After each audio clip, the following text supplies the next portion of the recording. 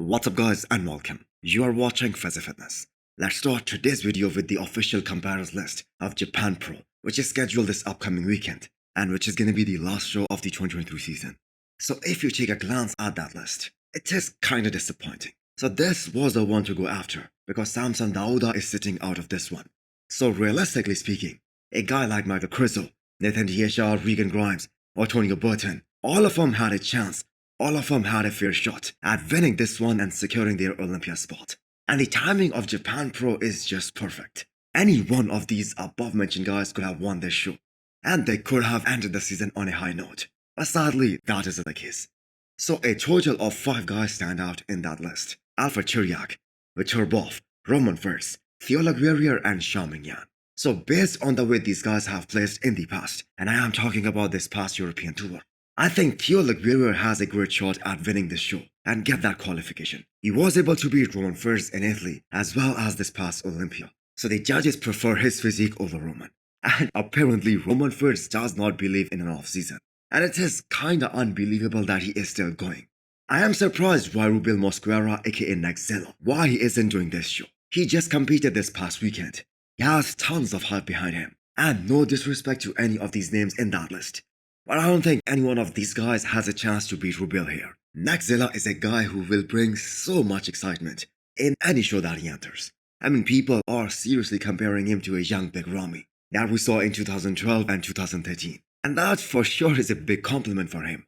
Now I do believe that he still needs to work on his physique. He still needs more separation in his legs. He still needs to be more proportioned. But still that is a big compliment for him. So we hope that some of these guys like Michael Crizo and Rubil consider this decision and jump into this show. We still have a few more days left. Blessing Awodibu almost vanished from the scene after placing 5th in Italy, a show he was aiming to win earlier this year. And that realization soon kicked in that it isn't just a matter of peaking right, because that's what everyone thought after what happened at Chicago Pro, where he placed 4th and lost to guys like Justin Shire and John Del Rosa. Yes, peaking right is one of the main factors, but the thing is Blessing still needs more size, especially in those quads, because as soon as he drops water, they just flatten out like crazy. So what the boogeyman has been up to, he has been giving his body a break, refreshing his system to get ready for the off-season grind up ahead, because he is gonna need to make every day count in order for him to get back on the Olympia stage. Because looking at his last contest, he did not just get beat by Nathan Diesha and Regan Grimes. He got beat by Roman Fritz and Shouming Yan as well. And that is something to ponder over. And that really gives us an idea of how fierce the competition really is now. Hunter Labrada is able to maintain the muscle mass as well as the body composition pretty well, even when he is resting and chilling. He obviously hasn't took a break from training, but after this year's Mr. Olympia, he has been training just for fun and not following any structured meal plan. So keeping all that into consideration, he looks pretty good.